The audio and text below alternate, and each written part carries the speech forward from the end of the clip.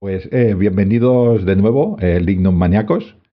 Vuelvo al programa, ya vino con Mayoriano, a última esperanza, y en ese programa ya hablamos de sus bárbaros, de los bárbaros o de la camada, bárbaros que tenía Mayoriano, como también los tuvo Teodosio, y los tuvieron otros emperadores romanos en estos siglos tranquilos del siglo IV y del siglo V, ¿no? De esta nuestra Roma, ¿no? Bueno, nos viene a hablar otra vez Federico. ¿Cómo está Federico? Pues muy bien, encantado otra vez de estar aquí con vosotros, a hablar de mis bárbaros imperiales y de defensa de Roma. Ya hablamos con los de Mayoriano que ibas a sacar el libro, ya lo has sacado, ¿no? Ah, en defensa de Roma, bárbaros al servicio del imperio durante los siglos IV Por aquí ando. y V, un libraco, 554 páginas creo que tiene. Tienes el prólogo, nada más que de José Sotochica. Tienes el epílogo de Daniel Gómez Aragonés. Y los Luego mapas de tienes. Carlos de Miguel ya, por si hacía falta poco, ¿verdad? Sí, sí. Ah, Luego tienes también un gran regalo. Bueno, tienes una autora de que tiene muchos gráficos excelentes, que es Raquel Irurita. Pero al final del libro tienes un regalo que tenemos los dos colgados detrás, que es el mapa del gran Carlos de Miguel, ¿no? Por un Sí, lado bueno, es un tiene. mapa doble. Es un mapa doble. Los que compréis el libro vais a tener que elegir en qué lado lo ponéis, porque por un lado lo hemos estado hablando antes de empezar el programa, ¿no? Por un lado es la Europa justo después de la muerte de Constantino. No, perdón, justo después de la muerte de Teodosio en el 395, y el reverso que no se ve en esta foto, porque yo he elegido este, es de Europa en época de Constantino, justo, cuando queda como emperador único, ¿no? Hay dos mapas, podéis elegir el que más os apetezca. Bueno, yo he puesto el de Teodosio porque nos pillan mitad del libro, ¿sabes? Ahí en medio, nos pillan en el limes del libro, mitad Es y verdad, mitad. es verdad. Bueno, Justo el 394-95, justo ahí ya en el cambio de siglo, ¿no? De centuria. el cambio de todo, el cambio de todo, ¿no? Bueno, el libro tiene nueve capítulos. Empiezas como creo que tienes que empezar, que es con el limes y con cómo son Mm. estos bárbaros. Es importantísimo entender que sobre todo en un libro en el cual no vas a hablar ahora, hablaremos de muchos de estos bárbaros, bueno, o de algunos, porque has estado en muchos programas y supongo que cada uno te ha preguntado por unos, ¿no?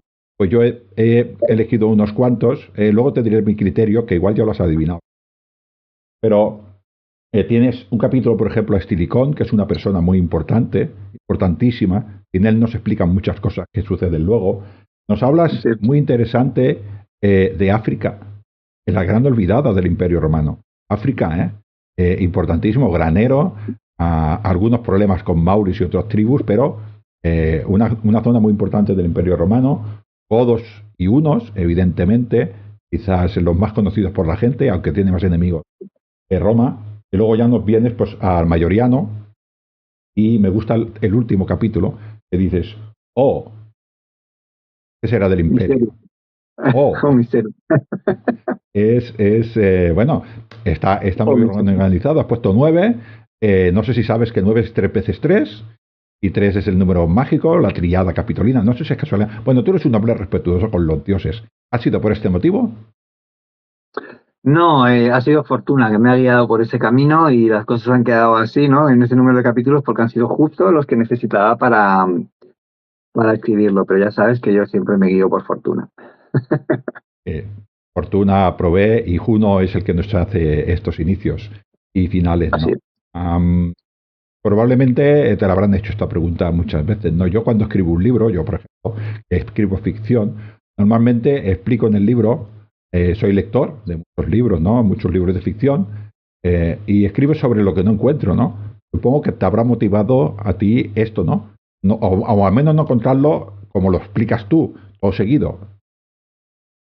Pues efectivamente, la verdad es que siempre me ha apasionado este momento de la historia romana, ¿no? Ha sido en el que de verdad me he especializado porque sentía que cuando leía sobre Roma, el otro día en la Olmeda, escuchando a Carlos de Miguel, ¿no? La conferencia que dio, eh, presentaba un estudio y decía que el 90% de las cosas que se escriben sobre Roma prácticamente hablan solo de un 20% de un periodo histórico muy, muy limitada, ¿no? Que es el final de la República, el siglo primero y el siglo segundo.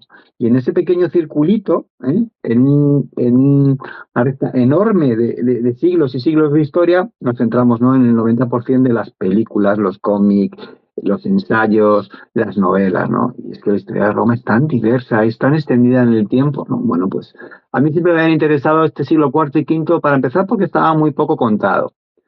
Y siempre me atraen las cosas de las que sé poco, ¿no? Entonces, cuando acabé la carrera, sentía, en general, con respecto al Imperio Romano, que no me lo habían contado todo, que habían quedado muchas cosas pendientes de saber.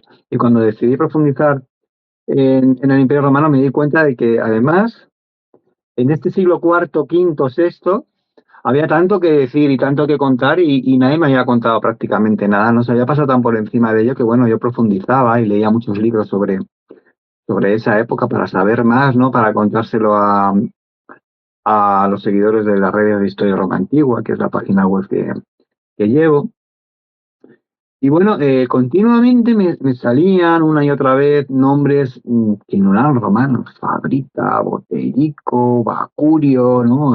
Viterido, Badomario, Fritigerno. Y yo decía, esta gente eran generales, eran cónsules, eran embajadores del Imperio Romano, eran patricios.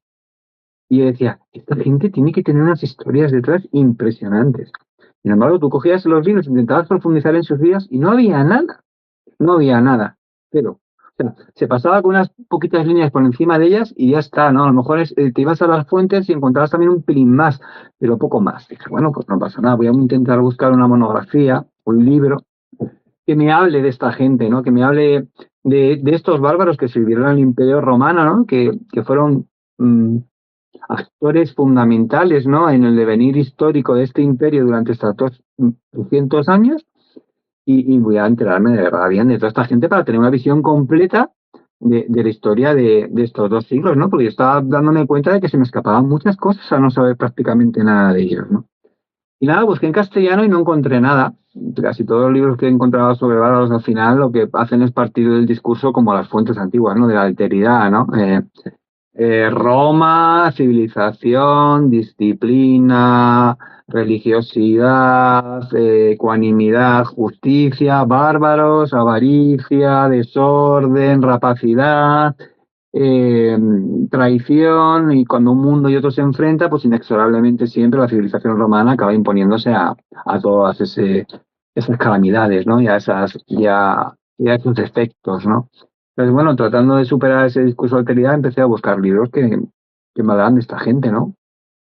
Y lo que descubrí es que no había nada. Pero es que no había nada en castellano, no había nada en inglés, no había nada en francés, no había nada en alemán, no había nada no he encontrado todavía ningún libro. Por favor, lo que le pido a la gente, si me escucha, es que me manden a Historias Roma Antigua, si quieren, referencias de libros que se centren exclusivamente en este colectivo, porque yo todavía a día de hoy no he encontrado nada. He encontrado artículos, conferencias, breves apartados en el mundo académico, fundamentalmente, y sobre todo de la zona de la que proceden: universidades del norte de Francia, de Países Bajos, Estrasburgo, alguna universidad alemana. Habrá de contar. Nada más. No había nada.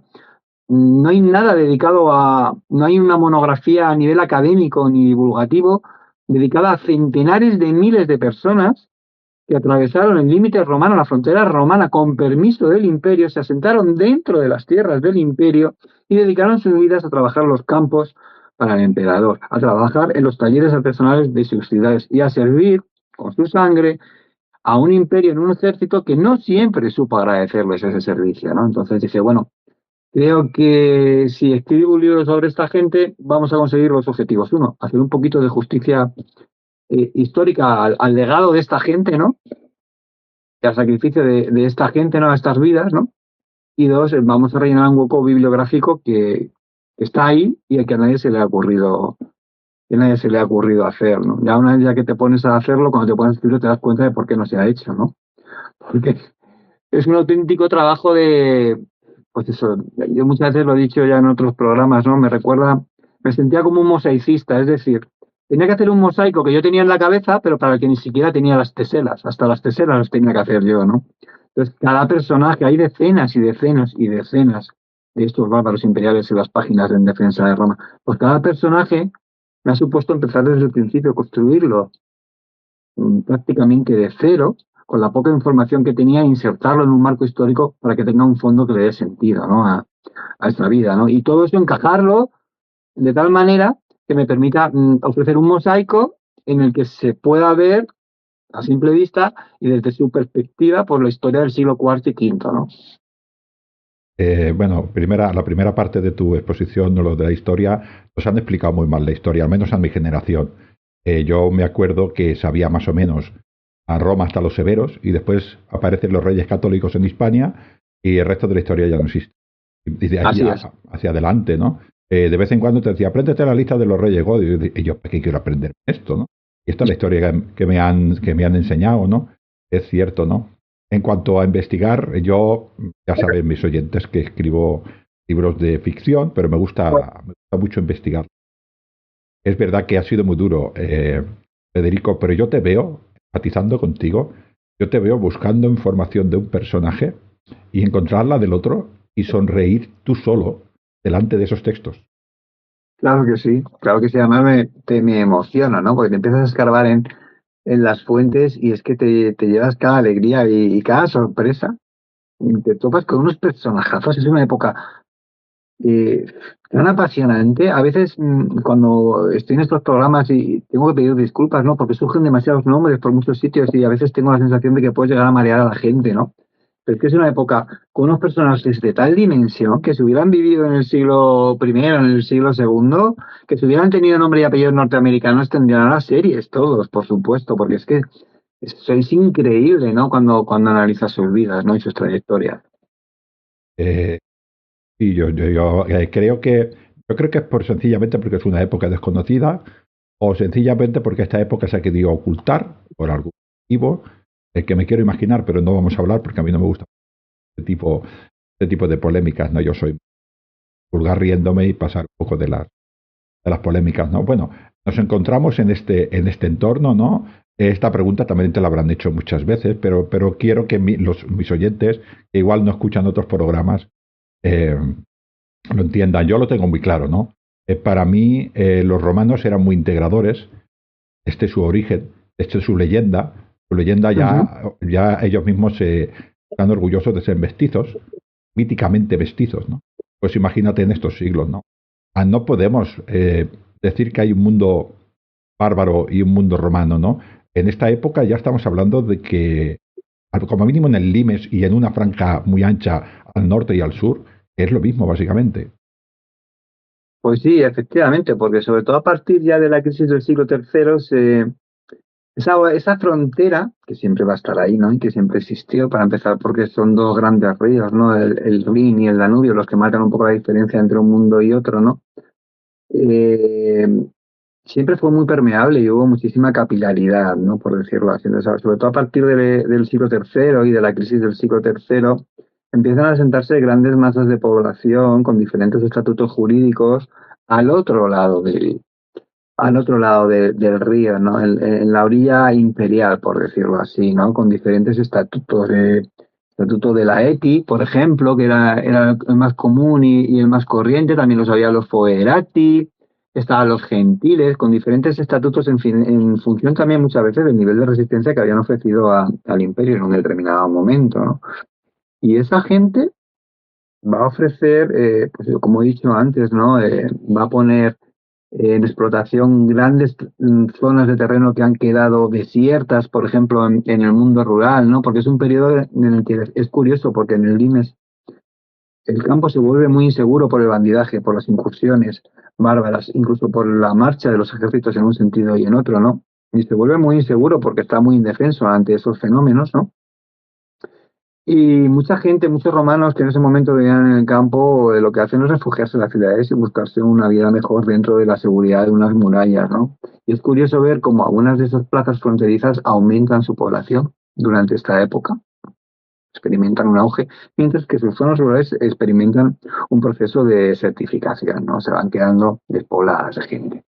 ¿Qué hace el imperio para remediar esto? Pues asienta a grandes masas de población de origen bárbaro que voluntariamente pues, son colocados en esas zonas. De hecho, no se registran problemas con grandes propietarios, ni con otras poblaciones romanas que todavía permanecían en el campo, ni hay noticia de ese tipo de problemas, ¿no? En el asentamiento de esta gente. ¿Por qué? Porque fundamentalmente no había problema. El problema no era la falta de tierras, el problema era la falta de brazos para cultivarlas, ¿no? Esta gente, además, a cambio de un servicio militar y de pagar unos impuestos, y de portarse bien, ¿no? Tenían un supervisor que se llamaba un praepositus, normalmente era un funcionario de naturaleza militar, aunque cuando dependían de las ciudades esas poblaciones también podían ser civiles, podían ser funcionarios civiles, ¿no? Pues van a aportar, de ahí van a salir algunos de los generales más importantes que conocemos, ¿no? Incluso va a salir también algún emperador, guión usurpador, ¿no? Para que veas la poca limitación que suponía ser, por ejemplo, un laeti. Estoy pensando en Magnencio. Magnencio fue un usurpador de mediados del siglo IV que llegó a gobernar todo Occidente. Todo Occidente. Y era medio franco. Era un laeti franco, para que nos hagamos una idea de que realmente no suponía una gran limitación ser laeti, ¿no?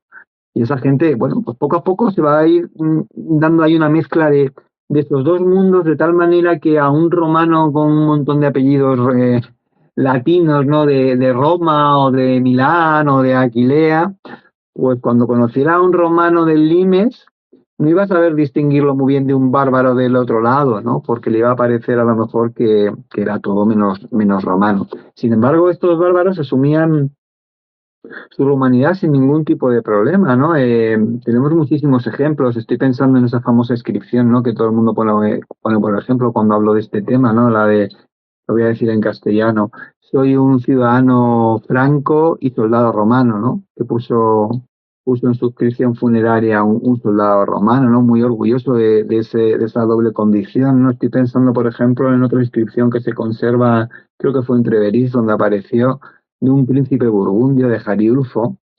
que proclamaba su condición de burgundio y decía orgullosamente que había estado sirviendo al emperador Valentiniano I en su guardia personal, ¿no? ¿Por qué es todo esto? O estoy pensando en el famoso Malobaudus, ¿no? Que gobernó y controló la política romana durante gran parte del siglo IV, y es una persona que tuvo la doble condición de Rex Franco y Magister Militum per Gallias, es decir, y además se aprovechó de esa condición para acabar con un pueblo que llevaba mucho tiempo haciéndole la puñeta a los francos y a los romanos, que eran los alamanes, ¿no? Les infligió unas terribles derrotas utilizando sus fuerzas y las del propio imperio en beneficio, ¿no? De los francos. ¿Por qué todos estos ejemplos, no? Podría dar muchos más. Pues porque realmente los bárbaros en aquella época no tenían conciencia nacional. No tenían eso que hoy llamamos conciencia nacional. No les provocaban el más mínimo problema, siendo franco o siendo godo, servir al Imperio Romano, pero ni a nivel interno ni a nivel social con la gente de su propio pueblo, entendámonos.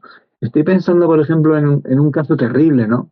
Que mejor ejemplo que eso, en el godo Modares. Modares era un godo tervingio, que en el contexto de después de Adrianópolis, ¿no? Imaginemos, no, todo el norte todos los Balcanes arrasados por bandas de godos, yendo de un lado para otro, saqueando. Y en 2 años después de esa derrota, Modares, que es un godo tervingio al servicio del Imperio Romano, que es el Magister Militum per Tracia, tiende una emboscada con sus soldados romanos a una inmensa caravana de 4.000 carros. 4.000 carros. Pensemos que para un godo de aquella época un carro era su casa. Y en esta casa vivía el hombre, la mujer, los niños, la suegra, el cuñado. Eran familias completas con todas sus posesiones dentro. Imagínate las personas que por cada carro había 4.000 carros. Bueno, Modales no tuvo ningún problema una vez que los hizo prisioneros. Ordenó la degollación, el asesinato de todos los hombres y la esclavitud de todas las mujeres y todos los niños, y eran de su propio pueblo.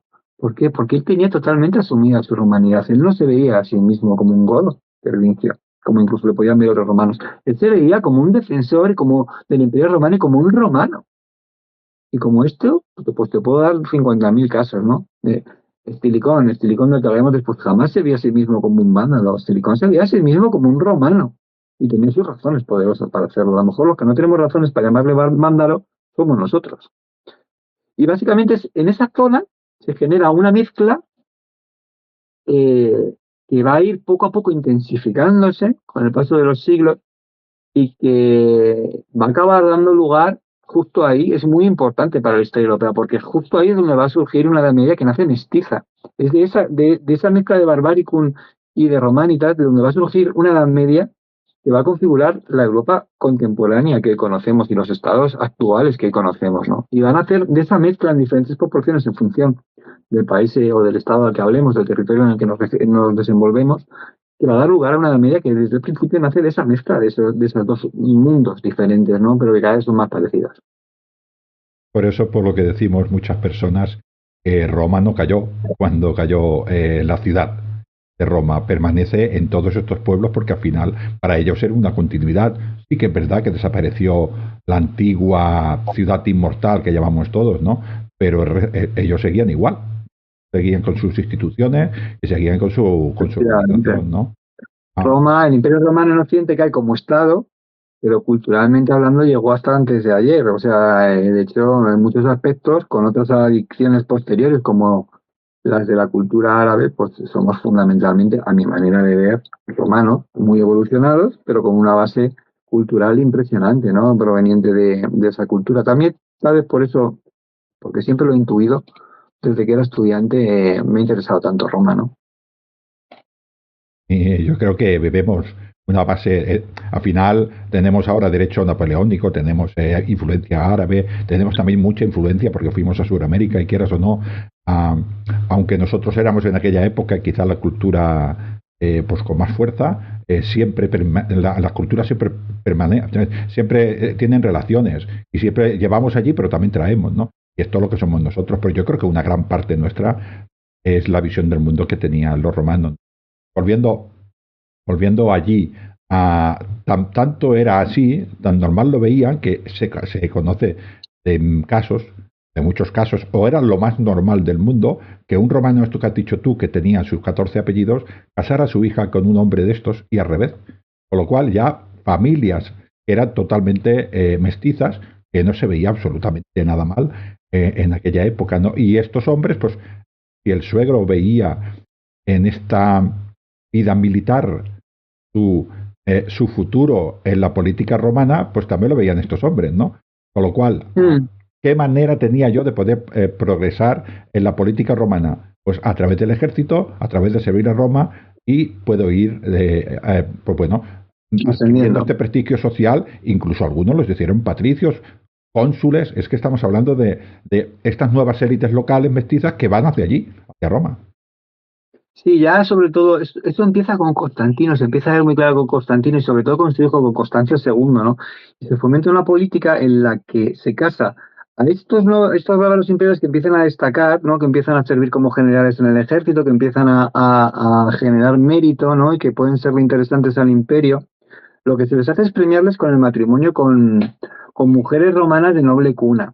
Y esto es que le interesaba a todo el mundo, fíjate, le interesaba al emperador porque estaba integrando un capital humano fundamental, ¿no? Que le iba a ser fundamental durante el siglo IV y V, ¿no? Sobre todo durante el siglo IV. En esos ejércitos, ¿no? Como generales y como políticos y como incluso en la administración, ¿no? Y le interesaba a las familias de estas mujeres porque incorporaban una nueva faceta de poder a unas familias que ya eran muy ricas administrativamente, que eran muy ricas económicamente, que eran muy ricas políticamente, pero les faltaba la faceta militar. Integrando a estos hombres en sus familias, añadían una nueva faceta más a ese amplio abanico de poder, ¿no? Y por último, interesaba a los bárbaros imperiales, sobre todo, porque se los blanqueaba como romanos, por decirlo de alguna manera, y por el dinero que de la dote. Les hacía a veces inmensamente ricos, ¿no? Entonces, era algo que le venía fenomenal a todo el mundo. Entonces, se ve en muchísimos casos, ¿no? De estos bárbaros imperiales, en muchísimos. De hecho, lo comento en algunos casos. Lo que es desesperante es que la misoginia de las fuentes romanas no hayamos llegado a conocer prácticamente el nombre de ninguna de estas mujeres nobles romanas. No sabemos el nombre de la madre de Estilicón, que era hija de un vándalo, de uno de estos bárbaros imperiales vándalos, que se casa en esa época precisamente, ¿no? Con una noble romana. No sabemos el nombre de la madre. Y fue fundamentalmente y posiblemente la que estuvo detrás de su éxito social, ¿no? Pero lo desconocemos. Es Es así. como dices, desesperante en toda la historia de Roma, de Grecia, en toda la historia clásica, es desesperante, ¿no? Y Sí. hasta hace 4 días, tampoco nos ha Oye, costado mucho. para que se hagan una idea los que nos están escuchando, el rey visigodo Teodorico tuvo 8 hijos. 8. 2 de ellas mujeres y 6 varones, 6 hombres. Conocemos el nombre de los 6 varones y no conocemos el de las 2 hijas que tuvo. Con eso yo creo que ya lo he dicho todo. Bueno, tenemos todo este caldo de cultivo, tenemos todos estos hombres que intentan triunfar al ejército, y yo he elegido a 9 hombres, uno de ellos es muy importante, que es Estilicón, pero he elegido a otras personas, ah, sencillamente pues, para que nuestros oyentes vean el abanico Sí, que porque hay. hay versiones, ¿no? Am, Unos tienen más importancia, otros tienen más importancia. El origen, ya lo dices tú también en el libro, lo dices muchas veces, a veces hay tanta poca información que, bueno, es orientativo, algunas veces se tiene confirmado. Pero mire, yo he cogido un persa, un sármata, un franco, un alano, un íbero de Georgia, un alamán, un mauri, un vándalo y un burundio. Todos estos, estamos hablando de todo el arco del Ahora me imperio. entiendo. África, a los persas, de todos. Y todos estos trabajaron para el imperio con más o menos gracia. Algunos se fueron en contra, otros a favor, pero en algún momento determinado prestaron sus servicios al imperio, incluso con honor, porque no llegas a estos cargos si no haces estas cosas, ¿no? El primero es un Algunos hombre tienen unas muy... historias buenísimas detrás de alguna de las historias que has elegido. Te tengo que felicitar porque la verdad es que normalmente las entrevistas casi siempre me preguntan por los mismos, me preguntan por los mismos personajes o me preguntan a mí para que les hable de unos y de otros. Y este abanico que has elegido, la verdad es que parece muy interesante, además es muy diverso étnicamente, podemos hablar un poquito de todos, ¿no? Así que estupendo. ¿Por dónde quieres que empecemos? Es que yo soy muy raro, ya lo sabes. Soy romano, soy muy raro. Vamos a empezar por Baranés, porque me gusta mucho, porque este hombre sirvió a las dos Romas. Este no tiene manía, ¿no? Es Sí, persa, de bueno, origen persa. hubo muchos persas. Y eso tampoco está muy divulgado, ¿no? Que escribiera el Imperio Romano. Estoy pensando en Baranes, pero por ejemplo hay uno mucho más conocido que fue Hormisdas, que sirvió quiero recordar, a Constancio II, sirvió a Juliano, que al final se acabó rebelando contra Valente. Quiero recordar, se puso del lado de Procopio, ¿no? Porque era muy fiel a la dinastía constantiniana, ¿no? Por ejemplo, el rey Pap, también persa, también luchó al lado de los romanos. Hay muchos despedidos de las revoluciones y de las intrigas del mundo persa acababan en el mundo romano y acababan sirviendo militarmente a los romanos, ¿no? Que por cierto consideraban a todos los extranjeros bárbaros, que los únicos a los que concedían cierto grado de civilización, no el mismo que a ellos mismos, ¿no? No el mismo que a los romanos, era a los persas, las cosas como son. Sí. Eran a los únicos a los que se les trataba en un plano de igualdad moral, ¿no? Por decirlo así, de un romano a un bárbaro, entre comillas, ¿no? Varese es un personaje muy curioso porque es la muestra de que a pesar de que el mundo pudiera estar dividido en el Imperio Romano de Oriente y Occidente, en muchos aspectos seguían comportándose como un solo imperio, ¿no? Emitían leyes en común, se aplicaban en ambos lados del imperio, las monedas se emitían también con el mismo valor en un lado y otro, las políticas eran básicamente las mismas en un sitio y en otro, podían variar en matices, ¿no? Y esto suponía también el intercambio de capital humano entre ellas, ¿no? Y Baranes es un buen ejemplo, ¿no? Baranes fue, como tú bien has dicho, un persa que sirvió en ambos lados del imperio, ¿no? En el 393 nos lo encontramos en la corte de Constantinopla, donde desempeñaba cargos pues, fundamentalmente administrativos, ¿no? Sabemos que acompañó a Teodosio en su campaña contra el usurpador Eugenio en el 394 y participó en la masacre del Frígida. La llamada masacre porque es que en esa batalla murieron entre 50 y 55.000 soldados romanos en una guerra civil. El peor enemigo que tuvo Roma en el siglo IV, en el siglo V, fueron los romanos. Siempre, ¿Vale? siempre, Federico, siempre. No lo olvidemos. 50.000. ¿Sabéis cuántos murieron en Adrianópolis? El gran desastre de Adrianópolis que fue terrible. Veintitantos mil. Y no, es que encima es una sangría porque no fue el único gran desastre que hubo en el siglo IV. Estoy pensando solo en la batalla de Mursa, también murieron casi 50.000 soldados romanos en el 351, unos años antes. ¿Vosotros os imagináis con lo que se tarda y lo que cuesta formar a un legionario romano? Tú que eres recreador, te puedes hacer una idea, ¿no? El tiempo que costaba entrenar y equipar, el dinero que costaba equipar y entrenar a un legionario romano hasta que lo tenías preparado. Esta pérdida de capital humano, lo que le costaba al imperio reponerla, pues estas sangrías una y otra vez van a ser lo que van a acabar provocando que el imperio romano pierda fuerza en su capacidad de respuesta y acabe recurriendo a bandas de mercenarios, eh, grupos de foederatis, que ya vienen armados, ya vienen, entre comillas, preparados. Y lo que van a conseguir al final es que el imperio romano vaya quedándose desnaturalizado, ¿no? Y perdiendo el carácter que le dio el éxito, ¿no?, a este imperio, ¿no? Bueno, pero volvamos a Baranes. Después de esta masacre a la que sobrevivió, bueno, Teodosio dejó a una serie de personas, quedó como un poquito como emperador único porque estaba Valentiniano II. De hecho, el pretexto de esa batalla fue, ¿no?, pues que se estaba usurpando el papel de Valentiniano II, que era un joven que estaba totalmente mediatizado por Arbogastes, que era el general Simón Franco, otro bárbaro imperial que tiene una historia impresionante, que vamos a hablar después, espero. Y bueno, pues realmente Teodosio lo que decidió es dejar una serie de personas de su confianza, ¿no?, en Occidente, ¿no? Y Baranes fue uno de ellos. Cuando ya las cosas se empiezan a torcer y se empiezan a poner complicadas, a raíz del asesinato de Estilicón, sobre todo, que se genera un periodo de anarquía en el 408 muy importante y muy curioso. Es una carnicería. Hasta que llega Constancio II, es una carnicería lo que hay en Constancio II, no, Constancio III, perdón, es una carnicería que se casa con Gala Placidia. Empiezan a caer generales, pero como chinches, o sea, y además, cuando empiezan a profundizar en las fuentes y ves cómo morían, o sea, que si le cortaba las orejas, que si se les cortaba la nariz, que si después se le mataba a garrotazos públicamente, o sea, yo no sé, Honorio, ¿cuántos de estos vio morir delante de él y en cuántos complots participó para cargarse a su magister militum de turno, ¿no? Hablo de ello en el libro, ¿no? Ya es que ya el nivel de crueldad que se alcanza en las ejecuciones cuesta, para una mente de nuestra época, cuesta asumirla, ¿no? Bueno, pues ya se pusieron las cosas feas, Baranes decidió volverse a mucho más próspero Oriente. Y allí estuvo sirviendo también, se sabe que estuvo ayudando al emperador a reprimir alguna revuelta popular que hubo y bueno, y ejerció diferentes cargos, ¿no?, de importancia, sobre todo más a nivel administrativo que militar. Y ya le perdemos la pista, ¿no? Porque es una cosa muy curiosa, de muchos de ellos, a no ser que mueran en el campo de batalla, luego llega un momento en el que se les pierde la pista, ¿no? Entonces a esos les damos como por jubilados.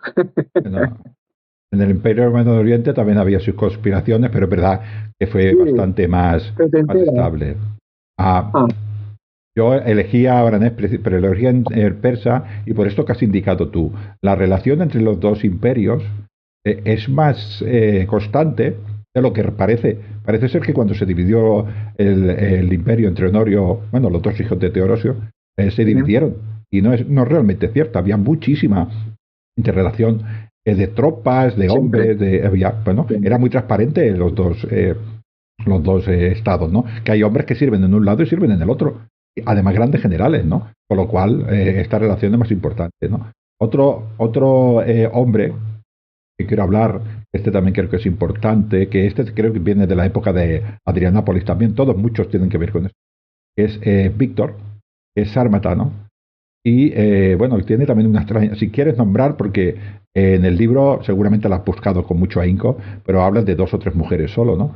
Y esta tiene relación con una reina árabe que se levantó también contra el emperador por cuestión religiosa, ¿no? Y al final, bueno, entre los dos consiguen, pues bueno, un ejército bonito que ayuda a Roma un poquitín contra estos godos, ¿no? Este Víctor era sármata, o parece ser que era de origen sármata. Sí, Víctor era sármata y sirvió con muchos emperadores, además, porque sirvió con Constancio II, con Juliano, con Joviano y con Valentes. Tú fíjate si conoció emperadores, ¿no? Víctor realmente era un hombre de Constancio II, entonces cuando se origina el conflicto entre Constancio II y su sobrino y Juliano, ¿no? Bueno, pues Juliano es proclamado emperador, es usurpador. porque el origen de Juliano es el de un usurpador, ¿vale? Porque es proclamado por sus tropas y marcha contra, sin el permiso de Constancio. Perdona, Federico, lo nombraron sus hombres. Imperator, eso era lo normal. Un usurpador se considera que es usurpador si es nombrado emperador sin el consentimiento del emperador Ya, ya. gobernante. No quiero nunca utilizar la palabra reinante porque reino y emperador son dos cosas diferentes, ¿no? Pero bueno. Gobernante. Entonces, se considera académicamente que una persona, por eso hay muchos emperadores, Diocleciano, Constantino, que empezaron su carrera militar como usurpadores, ¿vale? ¿Qué pasó?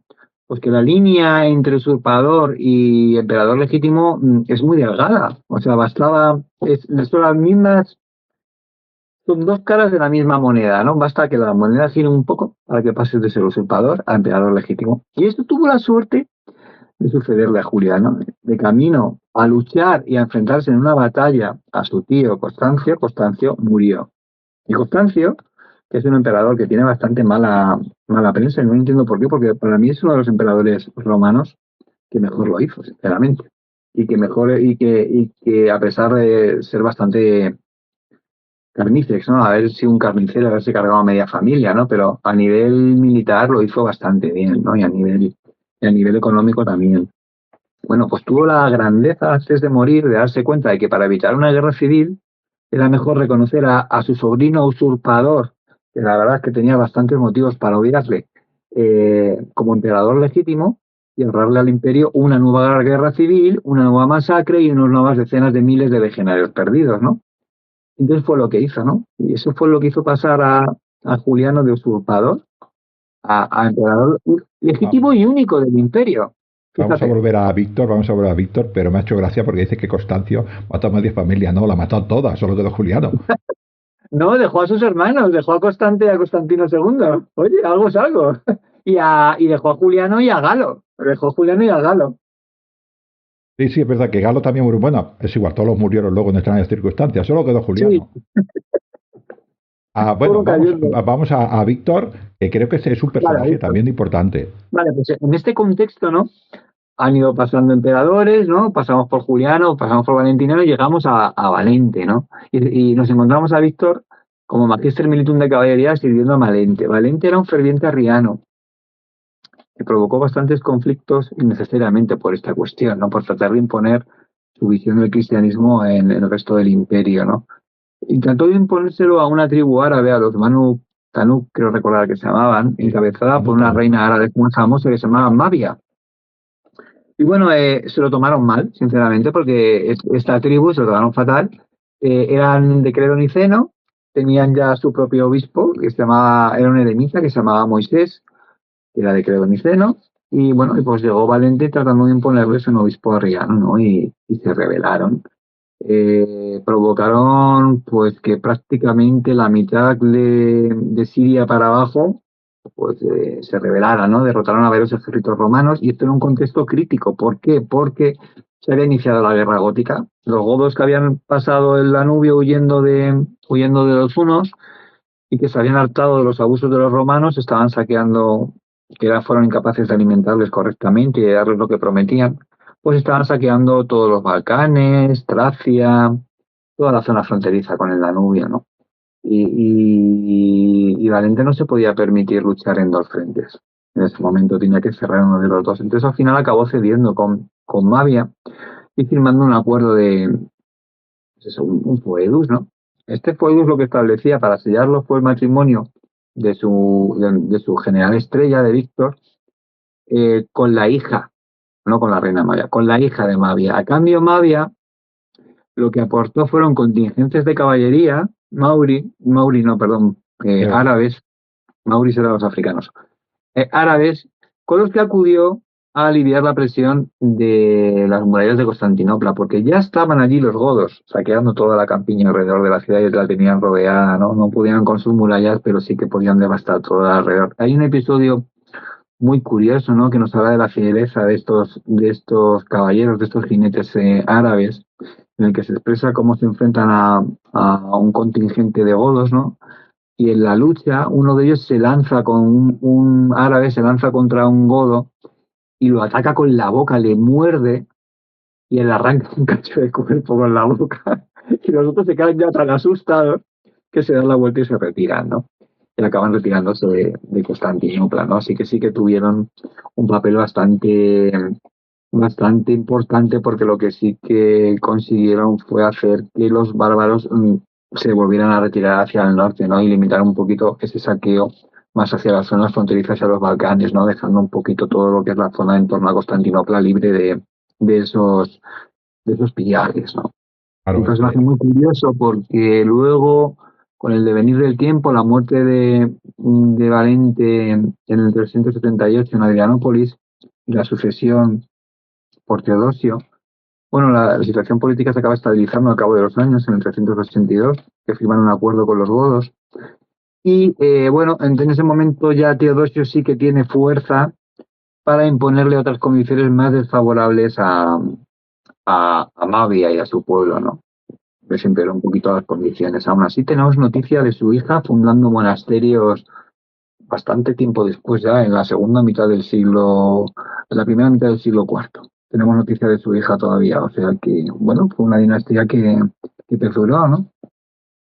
es muy curioso el tema este de Constantinopla, ¿no? En este caso los godos y luego también el de la reina, ¿no? Pero de los godos tenemos las ciudades como Constantinopla, que es imposible que los godos la puedan asaltar porque no iban preparados para eso, pero sí que son capaces de destrozar todos los alrededores, con lo cual Claro. no toman la ciudad, pero Hace un daño increíble, claro. claro, para esto tiene el emperador, tiene un problema en lo que ahora sería Siria y aquella zona, y pacta la paz con con esta señora, le dice, te voy a respetar al menos durante un tiempo, ya veremos qué pasa mañana, pero hasta ahora voy a respetar tu credo, pero a cambio, dame hombres, que esto es una constante también, ¿no?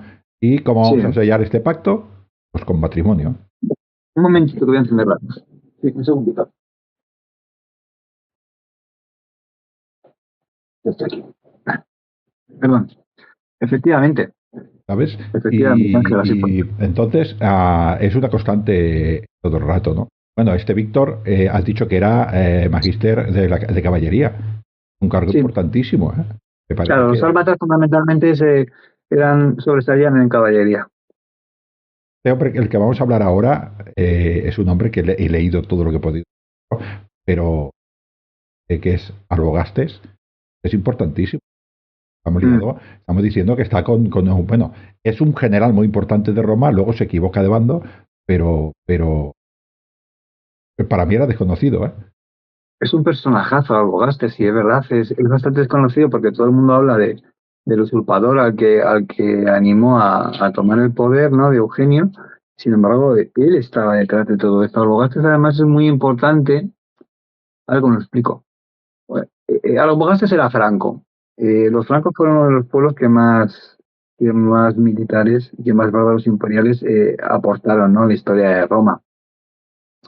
Era sobrino de Ricomeres, que era también otro bárbaro imperial, y sustituyó a Bauto, que también era otro franco. ¿En qué puesto le sustituyó?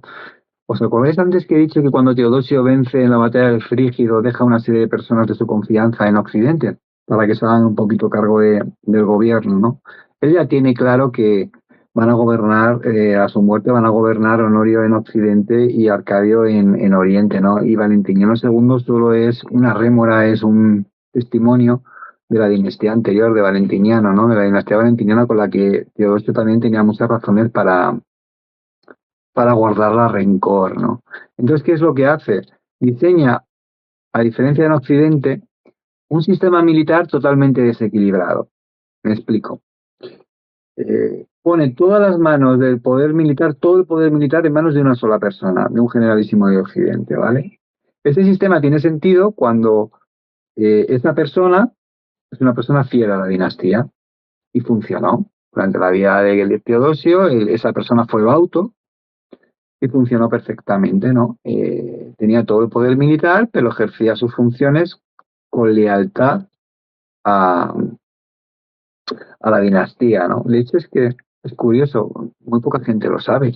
Este Bauto fue el abuelo de un emperador y fue el padre de una Augusta, fue el padre de Eudoxia, al que envió a Constantinopla. En Constantinopla, Eudoxia, esta hija de un franco, conoció a un tal Arcadio que se enamoró de ella, emperador de Oriente, que se casó con ella y que tuvieron a un hijo que se llamó Teodosio II. Es decir, Teodosio II, emperador de Oriente, era nieto de un franco, de un bárbaro imperial. Es que estas cosas, ¿ves? Te sorprendes cuando las descubres y dices, y te das cuenta de hasta qué punto alcanzaron influencia esta gente, ¿no? Bueno, pues Arbogastes fue el sustituto de Bauto. Cuando Bauto muere, muerte natural, pues hay que elegir un sustituto. Y ahí viene el problema. Realmente el poder en Roma no lo tenía un emperador, no lo tenía el Senado. El poder en Roma estaba en el ejército. Era quien creaba a los emperadores, ¿vale? Y esto se va a ver con Arbogastes. Arbogastes era un militar famoso por su valentía, famoso por su inteligencia, por ser un gran estratega, por ser una persona desinteresada que repartía los botines entre sus soldados. Es decir, era una persona inmensamente popular en el ejército. Y además, como podemos decir, dentro de los bárbaros imperiales, era una persona, por decirlo así, con cierta sangre azul, ¿no? Porque era hijo de otro bárbaro imperial muy famoso, que se llamaba Ricomedes, ¿no? De que podríamos hablar también, porque tuvo una carrera muy destacada, ¿no? Bueno, pues cuando Bauto muere, Arbogastes es elegido, pero a Arbogastes no lo elige ni Valentiniano II, que es el emperador al que tiene recluido Teodosio en la Galia, ¿no? Con el pretexto de que tiene que poner orden en la frontera del Limes, ni el propio Teodosio. A Arbogastes lo elige un Estado Mayor y es ratificado por asamblea en el ejército. Y esto es malísimo, porque porque Teodosio y Valentino se tienen que comer con patatas la decisión del ejército.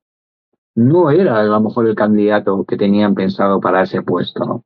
Y esto va a ser patente. ¿Por qué? Porque, bueno, Arbogastes se va a quedar como generalísimo en Occidente, pero es consciente de que no le debe nada, en el fondo no le debe su elección ni a Teodosio, ni menos, mucho menos a Valentiniano II, que es con el emperador con el que tiene que convivir, que es un joven que ha vivido toda la vida a la sombra de su madre primero, de Justina, y luego del propio Bauto, con la amenaza de diferentes usurpadores, y que ha sido arrinconado, en vez de desarrollar su labor en Italia, ha sido arrinconado en la Galia con el pretexto de poner orden en las fronteras, ¿no? Y de tratar de pacificar a los francos, ¿no? Entonces, los conflictos entre Valentiniano II y Arbogastes van a ser permanentes, ¿no? Hay algunas cosas que te parecen que puedan llegar a ser mentiras, ¿no? Leyendo las fuentes descubría cosas interesantísimas. Por ejemplo, hay un momento en el que Arbogastes va espada en mano detrás de un cortesano al que se le ha acusado de corrupción. Este cortesano se mete debajo de la espalda del paludamentum púrpura de Valentiniano para protegerse, porque son íntimos amigos. Y Arbogastes le saca de los pelos y delante del emperador se lo carga sin ningún tipo de problema, ¿no? Entonces, Valentiniano II, que ya no le aguantaba más, de su puño y letra firma una carta de destitución y destituye al generalísimo. ¿Y sabes lo que hace Arbogastes con la carta? La rompe en las narices del emperador y le dice, ni tú me has elegido, ni tengo por qué darte explicaciones de lo que hago. Creo que esto ya habla de lo suficiente de cómo estaba el poder en ese momento y en manos de quién estaba el poder en Occidente, ¿no? Total, que al cabo del poco tiempo, Valentiniano II aparece colgado de una viga de su habitación. ¿Vale? Muerte Pues natural. no sabemos si se suicidó ya en un acto de protesta, de una protesta, porque tampoco veía que Teodosio le diera ningún tipo de ayuda, ¿no? De hecho, a Teodosio le interesaba que estos dos se destruyeran entre sí, en cierto modo, ¿no? No le daba ningún tipo de apoyo, ¿no? En sus problemas con Arbogastes. No sé si fue una muda protesta de Valentiniano o simplemente es que Arbogastes ya no aguantaba más al joven y decidió quitárselo de en medio. Parece por lo visto, la mayor parte de los historiadores abogan porque fue realmente un suicidio. Que Valentiniano ya estaba tan harto que se acabó suicidando, ¿no? Y se quitó de en medio para perjudicar a Arbogastes. La verdad es que lo consiguió. Porque ¿qué pasó? Se creó un vacío de poder. El emperador sí que tenía una función todavía, tenía una función simbólica, ¿vale? Y no tenía en ningún sentido un generalísimo, sino un emperador legítimo al que servir como símbolo, al que apelar, ¿no? En el que basar su autoridad y su legitimidad, ¿no? Y no lo había, ¿no? Se había quitado de en medio, se había suicidado como protesta. Entonces Arbogastes lo que hizo fue pedirle a Valentiniano que mandara a uno de sus hijos para seguir en ese papel de tutor, ¿no? Mándame a un niño que yo sigo mandando Y Teodosio, ¿no? Como es lógico, que ya tenía otros planes para Occidente, no se lo mandó. Y me has hecho un favor, me has quitado a este de en medio, a Valentiniano, pero yo no te voy a mandar a nadie. Cuando ya comprendió eso, al cabo de los meses, decidió que un cliente de su familia, ojo, había senadores romanos, patricios romanos que eran clientes de bárbaros imperiales, fijaos lo que había cambiado el mundo, fuera el emperador, porque él, debido a su origen, por muy poderoso que fuera, nunca podía aspirar todavía en ese mundo al puesto de emperador, ¿no? Y ese puesto lo ocupó Eugenio. Y es ahí donde surge la famosa batalla del Frígido, una batalla interesantísima, tanto en el desarrollo como en la gestión, como en las consecuencias, en la que finalmente gana Teodosio la batalla. Eugenio es hecho prisionero y decapitado prácticamente casi a la vez. Y Arbogastes, al comprender ya que todo estaba perdido, se suicida, ¿no? Como un buen romano. Que luego los romanos eran dueños de su destino. A los romanos, un buen romano nunca se dejaba hacer prisionero, ni ser ejecutado, ni juzgado. Un romano tomaba la justicia por su cuenta y se mataba a sí mismo. Y estos dos siglos están llenos de esos casos. Esto era ser libre para aquella época. Este Abogastes, has dicho que murió mucha gente en esa batalla. Este mató a mucha Mm, gente. mm. Teodosio hizo un par de maniobras no muy prudentes y este eliminó todo lo que pudo, ¿no? O sea, hablando de Sí, el un suicidio es gran una general, batalla ¿eh? muy interesante. Es el típico ejemplo de batalla en el que empieza de una manera y acaba de una manera totalmente contraria, ¿no? El primer momento de la batalla es terrible para las fuerzas de Oriente, para las fuerzas de Teodosio, ¿no? Albogastes sabía que sus fuerzas eran inferiores y lo que hizo fue elegir muy bien la zona y atrincherarse muy bien. Entonces, las fuerzas orientales intentaban continuamente asaltar las posiciones de los occidentales y era como darse contra una muralla, fracasaban en una carnicería. De hecho, esta batalla va a tener consecuencias, ¿no? Ahí Alarico va a ser donde va a desarrollar su gran rencor hacia el emperador Teodosio, ¿no? Porque la mitad del contingente de godos que lideraba perece en esa batalla, ¿no? Se sacrifica en esa batalla, ¿no? Sobre todo gran parte de las pérdidas del primer día fue de latis bárbaros de diferentes pueblos que Teodosio llevó a esa batalla, ¿no? Y es curioso porque ya todos los generales, incluyendo a Alarico, lo que le recomendaron era, mira, vamos a retirarnos, nos retiramos ordenadamente a Oriente y planteamos una nueva campaña para otro año. Este año no va a poder ser. Y Teodosio se negó a ello, ¿no? Entonces, eh, antes del amanecer, cuando ya las fuerzas del ejército occidental estaban celebrando la victoria, que todavía no lo habían conseguido, estaban incluso repartiéndose condecoraciones y bebiendo vino y tal, lanzaron un ataque sorpresa que permitió a los orientales imponerse a abrir una brecha en esas defensas, penetrar hasta la tienda del emperador y hacerse con Eugenio, ¿no? Es una batalla en la que Teodosio está luchando al frente de sus fuerzas. Pocas veces ya se va a ver a un emperador luchando con su ejército, ¿no? Un emperador romano luchando con su ejército. Se lo va a ir arrinconando en su corte y apartándole de sus soldados. Y quizás la generosidad de Abogastes con sus hombres fue lo que al final, esta celebración, este vino, porque se veía vencedor, pues fue lo que le hizo perder. Teodosio supongo que dijo, vamos a por todas porque igual pierdo. Y ya, bueno, es este punto de no retorno. Dijo, no, no, hay que ir adelante. Y bueno, lo que Mm. dices tú, este resquemor en Godo, luego trae sus consecuencias, pero esto más adelante. Va a Vamos. tener unas consecuencias gravísimas. Y claro, es que los mandaba a morir, es que es una cosa. Y el otro está diciendo, no ves que los van a matar más hombres, que los van a matar más hombres. Pero bueno, Pues usaba como carne de lanza y encima hay alguna fuente romana que lo que delata era la mentalidad de que daban palmadas, es decir, mira, estamos matando bárbaros que están luchando a nuestro favor, luchando contra otros bárbaros también, porque al fin y al cabo los del imperio, los del ejército occidental, no nos olvidemos, cada vez que había una guerra civil, lo que se hacía era de traer tropas de los limes para luchar en el interior del imperio en una guerra civil. Después de los muertos, cuando tocaba volver a establecer esas tropas, muchas veces no se podía, porque había muerto tal cantidad de gente que ya no había capital humano claro. que devolver a las fronteras. Y hasta que eso se generaba y se podían volver a estar en condiciones anteriores, pues muchas veces directamente no se llegaba nunca a alcanzar los niveles anteriores. ¿Mm? Militares y todo. Bueno, vamos a hablar de otro hombre que es muy interesante lo que hemos dicho, esta relación de Oriente y Occidente, ¿no? Un tal Teodosio, hay un usurpador, aquí en Occidente, un tal Juan, y Teodosio Ah, de Oriente dice, no, a mí no me mola, y manda su hombre, Ardabur, que era de origen alano, estamos hablando del Cáucaso, Adán.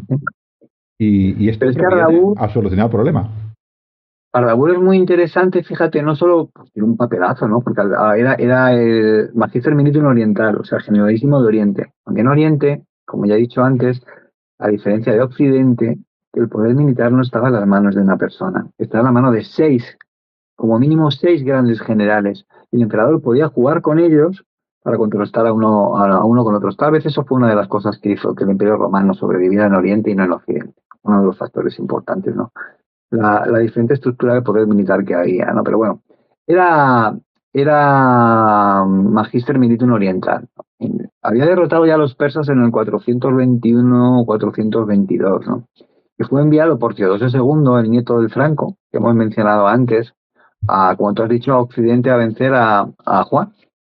A Juan, que era un usurpador, pues que había intentado quitarle el trono a Valentiniano III, el hijo de la famosa Gala Placidia. Que por cierto, esto también es una cosa que no se sabe. Aecio, su carrera política, la carrera política de su padre Gaudencio y de Aecio, comenzó a favor de este usurpador.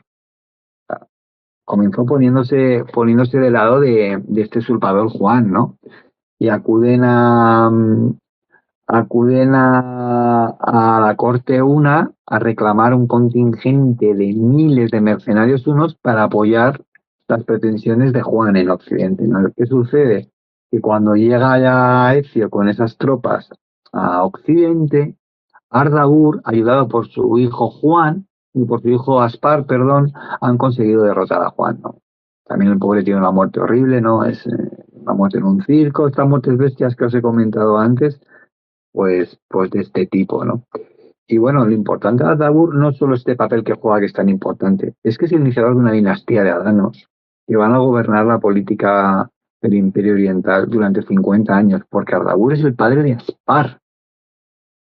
Y Aspar es un personajazo impresionante, eh, que acompañó a su padre a Occidente y le ayudó básicamente en derrotar a Juan, que estuvo en África luchando contra los vándalos y que prácticamente cuando se queda sin fuerzas occidentales con el contingente de orientales que tuvo, estuvo él solo frente a los vándalos, que vuelve a Constantinopla y es nombrado patricio y cónsul allí, y que llegó a determinar quién tenía que ser emperador en Oriente durante dos ocasiones. Llegó a colocar a subordinados suyos, a Marciano estoy pensando al primero, después de la muerte de Teodosio II y después de la muerte de Marciano, a León primero, que fueron subordinados suyos, y fue a gobernar. Incluso Aspar luego tuvo a su hijo también, Ardaburius, que también tuvo altas responsabilidades en el Imperio Romano Oriental. Lo trágico es que la historia está llena de casos de desagradecidos, igual que en el presente, ¿no? Y que este León, por divergencias políticas y por diferencias políticas, ¿no? Porque Aspar no quería que Oriente se implicara en la defensa de Occidente. Pues acabó al final metiéndose en historias, en conspiraciones y en diferentes problemas y enfrentamientos con el emperador, que lo que acabaron fue provocando que tanto su hijo como él fueran ejecutados por traición, ¿no? Hablando que los bárbaros no solamente están en la política occidental, sino también en la oriental. Y en este caso es una dinastía. Gaspar sí que lo sabía. El siguiente no, pero bueno, pues es una dinastía de grandes hombres alanos. Ya estamos hablando, en el momento que lo nombran cónsul y patricio, ya están romano como el que más. Hombre, claro, claro que sí. De hecho, imagínate, si Aspar era hijo ya de un bárbaro imperial que llevaba sirviendo al imperio, su hijo Ardaburius ya era la tercera generación de bárbaros imperiales sirviendo al imperio romano. ¿Qué tenían de bárbaros y qué tenían de romano? Eran mucho más romanos que bárbaros. Realmente bárbaros lo que tenían era ascendencia, punto, el apellido, por decirlo así, o el nombre, se acabó. Eran romanos y de hecho eran, pues por ejemplo, Aspar cuando murió era el hombre con más experiencia política y el princes en el Senado de Oriente, por ejemplo. ¿Vale? Era un ejemplo de romanidad. Y era el hijo de un alano, por ejemplo, ¿no? Y perdona, ¿por qué me he perdido? ¿Por Bacurio me preguntas? Ahora te preguntaré, sí, por Bacurio, que Ah, es otro hombre también importantísimo, que va con Teodosio, pero está esta época de la Nápoles y también la época de Frigio. Quiero decir que están todos los fregados este hombre también. es que participan y tienen un papel fundamental en los momentos más importantes de la historia romana. Y no lo estamos teniendo en cuenta cuando se nos cuenta la historia romana. Entonces yo me daba cuenta de que me estaban contando una historia romana que estaba coja, que no era completa, que hacía falta una perspectiva mucho más amplia porque había un colectivo muy grande de personas que habían tenido un papel fundamental en esos acontecimientos y que nadie nos lo estaba contando, ¿no? Y Bacurio, por ejemplo, es uno de ellos. Bacurio era un general que procedía de Iberia, ¿no? Cuando digo Iberia del Cáucaso, ¿no? El Cáucaso es una zona de continuas disputas entre Roma y Persia, ¿no? Está Iberia, está Armenia, esas batallas que siempre estamos ahí escuchando, pues siempre se localizaban ahí, ¿no? Entonces, en función de quién gobernaba en un momento determinado en una zona, pues provocaba que una determinadas élites de esas zonas acabaran refugiándose o en el Imperio Persa o en el Imperio Romano, en función de dónde tenían que huir, ¿no? Y Bakuria acaba rebotado, ¿no? En uno de esos enfrentamientos y acaba sirviendo al Imperio Romano, ¿no? Era un príncipe, ¿no? Se calcula que llegó más o menos en la década de los 60 del siglo IV, ¿no? En el marco de eso, de las guerras entre Valente y Persia, exactamente, ¿no? Y tiene un papel, empezó su carrera política y militar, por decirlo así, con una mancha terrible, ¿no? Que le va a perseguir toda su trayectoria militar, ¿no? Y es en Adrianópolis. En Adrianópolis, no me acuerdo en qué ala estaba, creo que estaba en la derecha, no me acuerdo ahora del desarrollo de la batalla bien. Estaba junto a Casio, era una infantería ligera, ¿no? Junto a un otro oficial romano, y las tropas que tenían a sus mandos, tanto Casio como Bacurio, sin recibir la orden del emperador, sin que todo el frente romano estuviera preparado para iniciar la batalla, se lanzan a la batalla ya, estaban ya hartos de calor, de sed, de las triquiñuelas de los bárbaros. Yo creo que ya los soldados ya pasaron de todo y se lanzaron directamente contra el lager, ¿no? Contra el círculo de carros de los godos, ¿no? Y iniciaron la batalla, ¿no? Y se inició ahí el desastre, ¿no? Esa batalla que fue un auténtico desastre, no por Bacurio realmente, ¿no? Hoy los historiadores lo tenemos todos muy claro, ¿no? Que realmente la culpa de esa derrota, ¿no? Porque el Imperio Romano era, que voy a utilizar un término muy poco histórico, ¿no? Muy poco académico. A esas alturas seguía siendo la mejor máquina de picar carne que había en su mundo, ¿no? Mucho mejor que la persa. Entonces, en unas condiciones normales, bien dirigido, bien abastecido, era casi imposible de vencer, ¿no? Si fue vencido fue por una acumulación de errores que Valente cometió, ¿no? Por ejemplo, obligarles a andar en pleno verano en Grecia, 23 kilómetros hasta el frente de batalla y dejar el agua y las provisiones atrás. Creerse las dilaciones de los bárbaros que les atosigaban con polvo y con humo a los soldados romanos mientras estaban desplegando. Y como es no puedo decir todavía, no esperar a su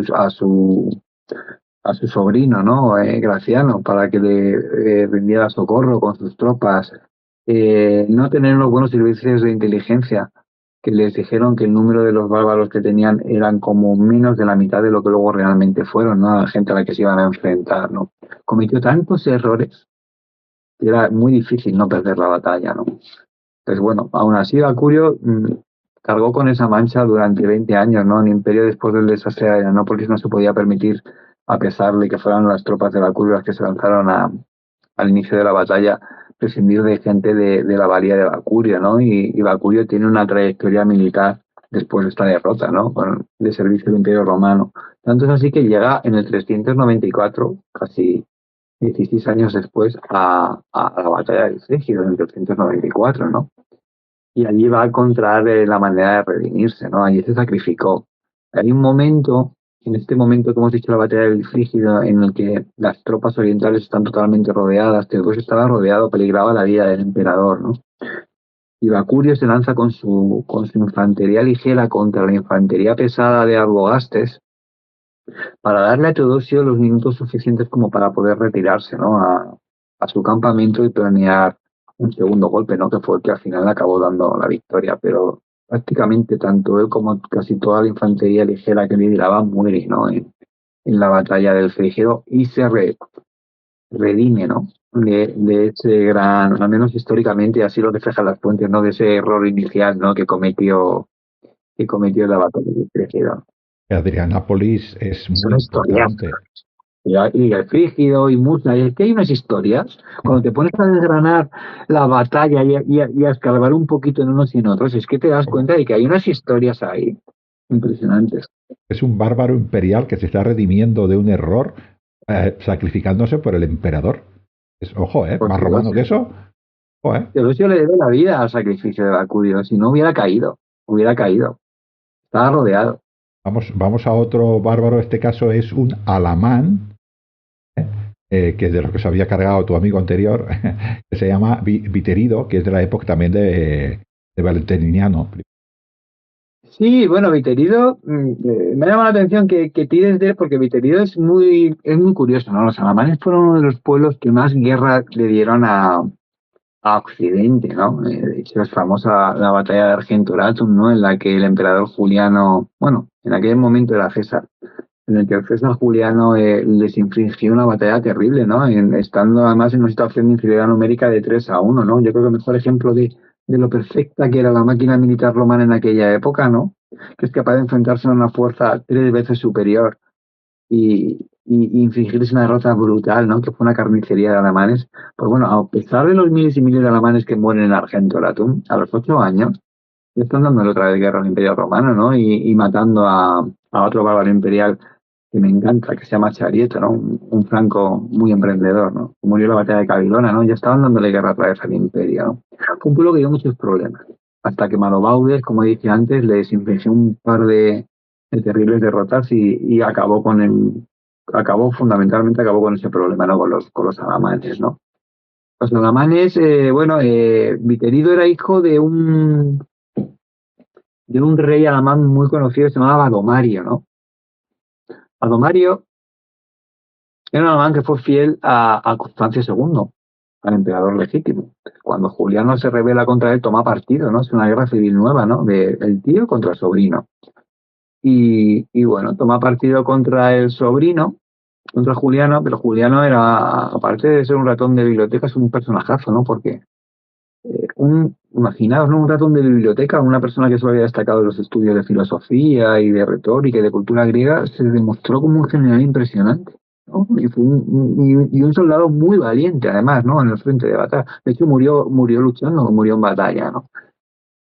Bueno, Juliana era muy inteligente y lo que hizo fue hacer prisionero con un engaño, hizo prisionero a Badomario, pero no lo ejecutó, era demasiado importante para el imperio como para quitárselo al medio, lo exilió a Hispania y allí estuvo muy poco tiempo. Allí estuvo hasta que se produjo el cambio de régimen. Juliano muere en el 363 en una famosa campaña persa, ¿no? Unos meses después, y se produce un cambio de régimen, un cambio en todos los equipos directivos del imperio. Eso va a ser muy típico, ¿no? Muchas veces es incruento y muchas otras veces suelen ser bastante sangrientos, ¿eh? Y suelen caer muchas cabezas simplemente cuando cambia el emperador. No es que destituyan a una persona y le manden a su casa, no, es que rueda la cabeza de esa persona, ¿no? Siendo romanos todos. Es muy curioso cuando analizas eso, ¿no? Bueno, pues Badomario es rescatado, ¿no? Está en el exilio en España, es rescatado y se le manda para que no cause problemas, pero para que sea de utilidad al imperio, se le manda a Oriente. Y allí va a tener un papel fundamental, por ejemplo, en la lucha al servicio de Valente contra un usurpador, contra Procopio, ¿no? Bueno, pues Badomario tuvo 2 hijos. Me recuerda un poco la historia de Arminio, porque tiene 2 hijos, uno es fiel al Imperio Romano y el otro es enemigo del Imperio Romano, ¿no? El enemigo es Viticadio. Y Viticadio al final muere envenenado por el Imperio Romano. El Imperio Romano le manda un espía, ¿no? En una acción de comando, por decirlo así. Se infiltran en uno de los banquetes de estos jefes de alamanes y le envenenan y muere envenenado. Pero Viterio, sin embargo, fue siempre un oficial romano fiel a Roma en la Galia. Y la verdad es que tiene una trayectoria militar bastante curiosa, ¿no? Dentro de ese imperio. No sé, la historia de Viterio y de su familia es un poco la historia de su época, si te das cuenta. Sí. No, es una relación, y luego, claro, como hay tantas usurpaciones y tantos intereses en el alta política, ¿a quién te juntas? Claro, ¿Eh? efectivamente. Una mala elección puede determinar que todo tu servicio pues se vaya a garete. Por ejemplo, como le pasó a Malobaudis al final, que optó por un usurpador, optó por Magno Máximo, y este usurpador encima de que le ayudó a llegar al poder y acabar con Graciano, no se acababa de fiar de Malobaudis y acabó ejecutándolo. Cuidado. Otro bárbaro también guapo, muchas gracias, es Firmo, que sería Mauri en este caso. Sería evidentemente algún tipo de cargo romano, pero le mete una usurpación a Valentiniano primero también, ¿no? Ahí con el ejército. Bueno, es que nos vamos a un mundo totalmente diferente. Nos vamos a África. Recordemos que África era una tierra rica, era una tierra que no estaba sometida a las incursiones de los bárbaros. Bueno, a veces había alguna incursión de Mauri, pero a muy a pequeña escala, ¿no? ¿Por qué? Porque lo que va a hacer el Imperio Romano en el África romana durante el siglo IV es delegar. Es decir, el gobierno de prácticamente toda la África romana va a acabar en manos de una familia durante 50 años prácticamente, de la familia de los Nubel. ¿Vale? Nubel fue el fundador de esa familia, estuvo Firmo, estuvo Gildo y luego su hermano Mastrecel, ¿no? Prácticamente va a haber problemas con todos ellos, con los tres, ¿no? Es una historia apasionante a la que le he dedicado un capítulo entero, pero hay gente que le ha dedicado libros, ¿no? A la África romana. Pensemos que es que fue fundamental en la historia del siglo IV y V porque era el principal reservorio tanto de alimentos como de impuestos para Occidente, ¿no? En el momento en el que los vándalos en el 429 pasan de la Bética a África, se comienza a firmar la sentencia de muerte del Imperio Romano en Occidente, que se firma en el 439 cuando los vándalos hacen con Cartago. Ese es el principio del fin realmente, porque es que el Imperio Romano en Occidente queda reducido a la impotencia, ¿no? Imaginaos la importancia que tenía la África romana durante todas estas 2 centurias para Roma, ¿no? Y cualquier cosa que podía suceder ahí. Bueno, entonces, bueno, esta familia de los Nubel, ¿no? De la que pertenece Firmo, pues gobernaba en nombre de Roma. ¿Qué sucede? Y bueno, a veces las distancias y el propio sistema imperial hacía muy difícil al emperador saber lo que realmente pasaba en una de sus provincias. A pesar de que existían los agentes in rebus, precisamente la estructura de poder que había lo hacía muy complicada, ¿no? Había un puesto dentro de la corte que me llamaba mucho la atención, que recordar, se llama el Magister Officiorum, ¿no? El Magister Officiorum era un puesto con muchísimo poder, porque era como una especie de jefe de espías, ¿no? Era el jefe de los agentes in rebus, ¿no? Entonces, bueno, con la protección de este Magister Officiorum, el gobernador romano enviado en época de Valentiniano a África estaba cometiendo una serie de desafueros, ¿no? Se puso de acuerdo con otro hermano de Firmo, un hermanastro de Firmo, para tratar de arrebatarle la herencia que a la muerte de Nubel le correspondía a Firmo. Y Firmo que lo que hizo fue rebelarse como una respuesta al abuso de un gobernador que no era reprimido, ¿no? Por el gobierno central, porque es que realmente Valentiniano tardó años en darse cuenta de lo que estaba sucediendo, porque en África romana en esa época suceden todo tipo de desafueros, o sea, no os podéis imaginar, o sea, el gobernador este le pedía dinero a las ciudades para protegerlas de incursiones de pueblos bereberes, cuando él ya tenía desde el gobierno central esos ingresos, o sea, para quedárselos él directamente. Entonces, las cartas de protesta de los ciudadanos, cuando llegaban a la corte, eran filtradas por este Magister Officiorum, de manera que Valentiniano no se enteraba nunca de nada. Incluso cuando mandaba espías, agentes en rebus, él ya directamente prescindiendo de todo para que se enteraran de la situación que había en el norte de África, eran manipulados, chantajeados, empujados a dar testimonio falso al emperador para que todo siguiera así. Entonces ya al final Firmo ya se hartó, ¿no? Y se produce una rebelión, ¿no? Que finalmente, bueno, el padre de nuestro famoso Teodosio el Viejo, va a ser enviado a África, va a acabar con la rebelión, va a acabar con Firmo, va a acabar con Romano y va a acabar consigo mismo también, porque ya las cosas estaban tan liadas y no se sabe muy bien exactamente qué es lo que pasa, pero Teodosio el Viejo, el padre de Teodosio, muere en oscuras circunstancias y su muerte es ordenada por Graciano, por el hijo de Valentiniano I, ¿no? Este es el fundamental motivo de rencor de Teodosio hacia esa dinastía, ¿no? hacia la dinastía de Valentiniana, que curiosamente es la que luego le vuelve a poner en el poder, ¿no? Le vuelve a repescar del exilio de Hispania, le hace generar los Balcanes y a los pocos meses le nombra imperator para Oriente. El chico lo valía, luego demostró que lo valía, luego demostró que lo valía, Bueno, se quedó. últimamente, fíjate, estoy investigando sobre ese tema por otros motivos, ¿no? Y estos malditos ingleses que nos quieren jorobar siempre, lo que dicen es, tienen una teoría curiosa, ¿no? Que lo que defienden es que Teodosio realmente llegó al poder a través de una usurpación. Fue aclamado por sus tropas sin el consentimiento de Graciano, y al cabo de los meses a Graciano, dado el vacío de poder que se había generado después de la muerte de Valente, ¿no? Tras el desastre de Adrianópolis, es su versión, ¿eh? No le quedó más remedio que para evitar una nueva guerra civil en un contexto tan crítico como el que había, que fue que reconocer a Teodosio en el poder, ¿no? Sin embargo, es que no hay ninguna fuente.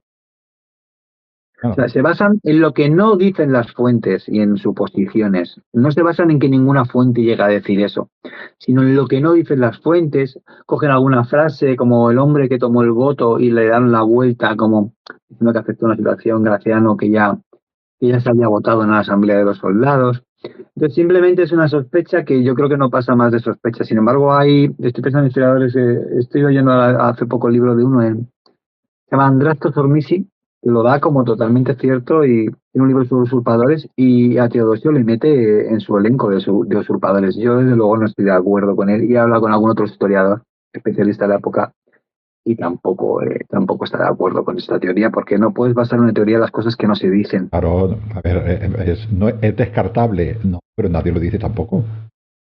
Una cosa que no es descartable, o sea, hay muchos usurpadores que a través por problemas del mismo imperio pues fueron reconocidos luego, hay varios, no es el único, pero si no hay prueba ninguna De tampoco se hecho, puede decir eso. hay fuentes posteriores, ya no los cristianos, que son muy favorables a Teodosio, ¿no? Pero, por ejemplo, tenemos a Zósimo, que era pagano y que habla del tema y en ningún momento habla de eso. Entonces, es bastante improbable, ¿no? Que tengan razón. Yo, de hecho, no lo veo como usurpador a Teodosio. También tiene mucho sentido una necesidad. Yo tengo un general que en un momento determinado, por cuestiones familiares, por cuestiones de rencor, tengo defenestrado, pero me hace falta y pues lo uso. Esto es ser inteligente también, ¿no? Sí, es verdad que siempre las relaciones entre Graciano y Teodosio fueron muy tensas. Entre la corte oriental y la occidental fueron muy tensas y hubo algún momento también que llegaron a estar al borde de la guerra civil, pero fue por el tema de la devolución de la zona de los Balcanes, ¿no? Que por una razón táctica eh, Occidente se lo cede a Oriente, ¿no? Porque están por allí los godos saqueando, entonces consideran que es mejor que todo esto esté bajo la misma circunscripción militar para que se pueda defender correctamente, ¿no? Que no sea una zona fronteriza entre dos imperios. Y cuando ese problema desaparece, Occidente reclama, ¿no? La devolución a Oriente y todo eso dice que no es. ¿No? Y además que tenía su propia agenda política, no hacía caso de Graciano como emperador senior, ¿no? Eso sí que es verdad que siempre tuvieron unas relaciones bastante malas y que estuvieron al borde de tirarse los trastos un par de veces, pero de ahí a decir que Teodosio fue un usurpador, pues es que es una suposición, porque en ningún sitio se dice que fuera aclamado por sus tropas. Bueno, Teodosio es un personajazo. Vamos a otro personajazo, Sí. creo que es el más importante de los que traigo, que es Estilicón. Se ha hablado mucho de Estilicón, ¿no? Pero marca toda una época, es justo después de Teodosio, el hombre fuerte, quedan sus dos hijos, ¿no? Honorio y Arcadio, y este es el hombre, pues que él dice, o no sé si lo dicen muchas fuentes, que él era el tutor de sus dos hijos, ¿no? Eso. El de Oriente dije que Nanay, yo soy mi padre, no se lo olvido, conmigo no cuentes. Y ahí empieza el problema. Es que lo has dicho perfectamente, ¿no? Yo creo que Estilicón, fíjate, tuvo la suerte, yo creo que de que Serena se enamorara de él, ¿no? O el de Serena, o los dos, ¿no? Porque yo creo que ahí hubo amor, ¿no? Porque Estilicón, a pesar de moverse en un ambiente social privilegiadísimo, tan privilegiado que tenía contacto con la familia imperial, estaba muy por debajo socialmente de Serena, ¿vale? Aún así, Serena se enamora. Serena, recordemos que era sobrina de Teodosio y hija adoptiva de Teodosio, que tenía unos arranques de mal humor terribles. Cuando le daban esos ataques de furia, recordemos Tesalónica y los 7.000 muertos, ¿no? que hay en ese circo, esa ciudad, era imprevisible, todo el mundo se quitaba en medio, su mujer, sus hijos, la única que se quedaba al lado y lo calmaba era Serena. Bueno, pues gracias a la influencia de Serena Teodosio y a lo buen militar que era Estilicón va a ir subiendo, ¿no? Se le van a ir dando cada vez más responsabilidad de tal manera que cuando muere Teodosio en el 94, Estilicón proclama que ha sido elegido regente de los dos príncipes, ¿no? ¿Qué sucede? A ver, estamos en el Imperio Romano. Las cosas se hacen por escrito. ¿Eh? En ningún sitio estaba escrito que Estilicón tenía que ser el tutor de ambos príncipes. En ningún sitio. En Occidente funciona porque viene bien. Ambrosio de Milán dice, venga, no lo, que era la figura política también de ese momento, dice, venga, me lo creo y te apoyo y vamos a poner de acuerdo y vamos a gobernar, tutoriza y funcionó. Pero en Oriente la cosa era diferente. Arcadio tenía 18 años. Estaba dominado por otro círculo de cortesanos, creo recordar que a esas alturas el que gobernaba un poco la corte era Eugenio, creo recordar, ¿no? Uno de sus cortesanos, ¿no? Entonces nunca es aceptado. Conclusión, ¿qué fue Estilicón? Un gran militar y un terrible político. ¿Por qué? Porque le va a obsesionar durante sus 8, son hasta el 408, 8, 12, 14 años de régimen va a estar obsesionado por hacerse reconocer en Oriente. Y para eso va a emplear todo lo que tenga que emplear. No va a tener ningún problema en traer unidades militares continuamente de la periferia, de la Galia, de Britania, de Hispania, de donde estén, para formar ejércitos que marchen hacia Oriente con un pretexto u otro para hacerse reconocer en Oriente como tutor de un emperador que ni lo necesitaba ni lo iba a reconocer nunca. Tanto es así que acaba muriendo precisamente por eso, porque en el 408, cuando es asesinado porque ha llegado a una posición política de total debilidad. Ha muerto Arcadio y Teodosio II, con 8 años, es un niño de 8 años, es nombrado emperador. Y él ve la oportunidad perfecta de acudir a Oriente a, entre comillas, defender los intereses del nieto de Teodosio y hacerse proclamar tutor del niño, ¿vale? Pero es que para hacer eso dejaba una Galia infectada por la pedazo de invasión que hubo de vándalos, alanos, suevos, que estaban destrozando la Galia. De un usurpador de Constantino III, que 3 meses después llega desde Britania, también harto del abandono del gobierno central, ¿sabes? Y penetra la Galia y se hace con toda la Galia también y acaba poniéndose de acuerdo con esos bárbaros para luego penetrar en Hispania. Todo eso les importaba un carajo. Es que Silicón solo pacta con Alarico para que sea Alarico el que vaya a solucionar ese problema doble que tienen ahí con el usurpador y con los bárbaros, para él poder irse a Oriente.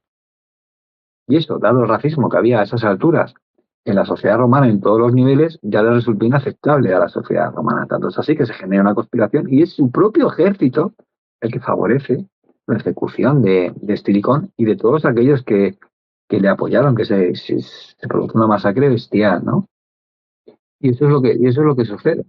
Sí, sí, la Galia más o menos se recupera, Hispania también, pero Britania ya se pierde para siempre. Ya. Se pierde porque se abandona, no se pierde porque nadie la conquista, es que se abandona porque ya no puede abarcar más, ya se ha acabado. Se abandona, efectivamente. La de Constantino III es la última gran usurpación que hay en Britania, pero Britania está emitiendo en forma de usurpadores continuos mensajes de socorro hacia el imperio que nunca ya lo van a atender, lo van a acabar utilizando como una zona periférica problemática en la que no compensa tener fuerzas ya destacadas, ¿sabes? En la época del siglo IV fue distinto, porque fíjate, eso también se sabe muy poco. Britania, la época dorada de la Britania romana es el siglo IV. Eso no se sabe por qué. ¿Por qué? Es cuando surgen las grandes villas romanas en esa isla. Y es porque Constantino cambia el sistema de aprovisionamiento del limes renano-danubiano.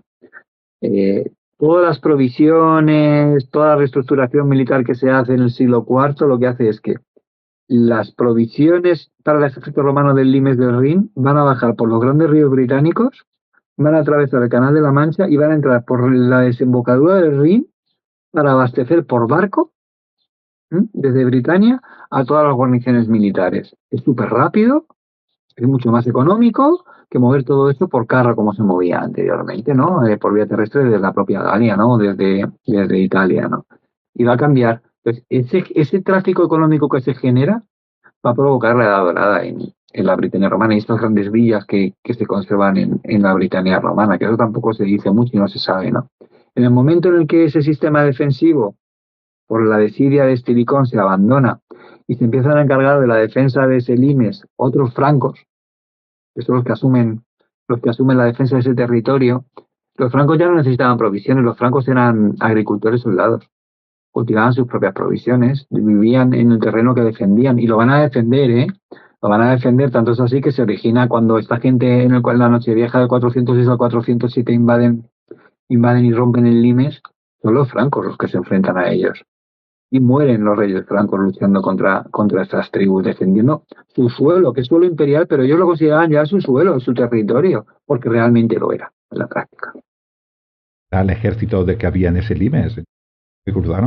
Que cuesta a A veces, esas alturas era quien lo defendía, los claro, cuesta francos. mucho verlo, pero eran las tropas, era el pueblo que se asentaba, estaba en un tipo de relación, la que fuera, depende de la frontera, pero se asentaba dentro del imperio y eran los defensores. Una de las causas por las cuales se asentaban allí era para que defendiera esa parte del Limes y eran sus tierras. Claro. Y lo defendían con uñas y dientes. Es muy curioso, ¿no?